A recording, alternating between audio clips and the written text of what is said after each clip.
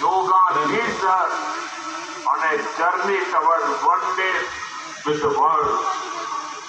It teaches us that we are not isolated individuals, but part of nature. Initially, yoga అంటే మానసిక శక్తులను ఏకం చేయడం, యోగా అంటే ఏకాగ్రతను సాధించడం, మంచి ఆరోగ్యాన్ని పొందడం.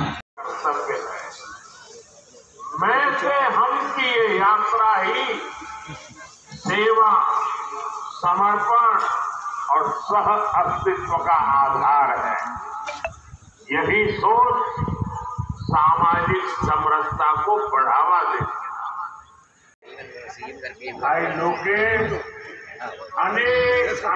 ఈ కార్యక్రమానికి విచ్చేసినటువంటి మన తంగిరాల సౌమ్య గారికి, అదేవిధంగా మున్సిపల్ చైర్పర్సన్ కృష్ణకుమార్ గారికి, ఆదివార బాలకృష్ణ గారికి, అదేవిధంగా ఇతర అధికారులకు, అనధికారులకు అందరికీ కూడా స్వాగతం, సుస్వాగతం. ఇన్హేల్, కమ్ టు సెంటర్, యథాస్థితికి రండి. మెడని వంచడం. ముందుగా ఎక్సేల్ చేస్తూ మెడని ఎడమ చేతి వైపు వంచడం.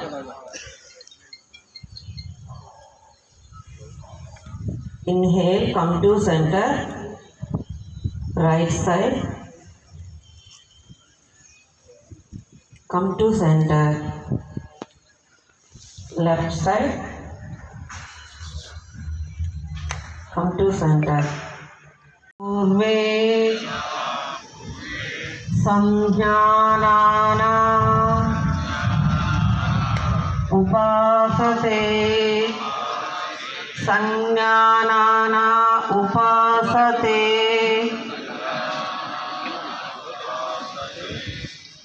రెండు చూస్తూ కళ్ళు తెరవాలి. గుడ్ క్లాప్స్ అండి.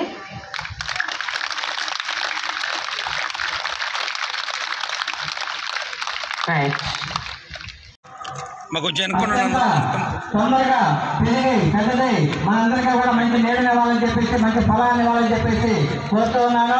Thank you madam. అదేవిధంగా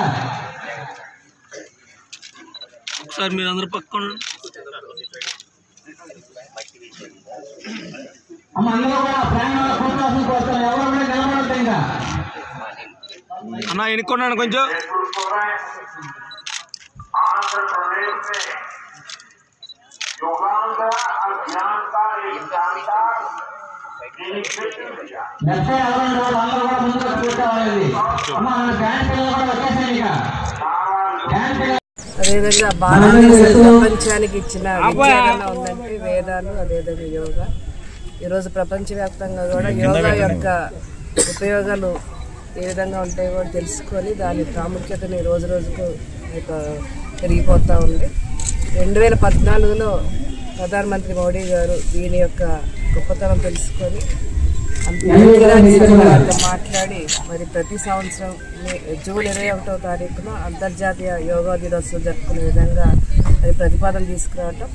మనం గత 10 సంవత్సరాలుగా ఈ దినోత్సవం జరుపుకుంటూ ఈరోజు 11వ యోగా దినోత్సవం, అంతర్జాతీయ యోగా దినోత్సవం ఈరోజు వైజాగ్లో చాలా అశేష ప్రజానీకంతో, ముఖ్యంగా 5 లక్షల మందితో గిన్నిస్ రికార్డు చేశాము.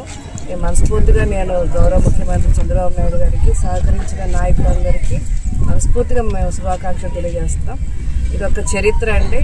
5 లక్షల మందితో మరి యోగాసనాలు నేర్పించడం అనేది ఒకే చోట చాలా క్లిష్టమైన సమస్య. కానీ ఇదంతా సవాలుగా తీసుకొని గత కొన్ని రోజులుగా చంద్రబాబు నాయుడు గారు ఎవరికి వాళ్ళు మంత్రులు కానీ విభాగాలుగా చేసేసి మొత్తం ఒక టీమ్గా ఏర్పడి బాధ్యతలు ఇవ్వటం. ఈరోజు చాలా సక్సెస్ఫుల్గా ఈ ఈవెంట్ అంతా కూడా కంప్లీట్ చేసుకున్నందుకు చాలా సంతోషంగా ఉంది.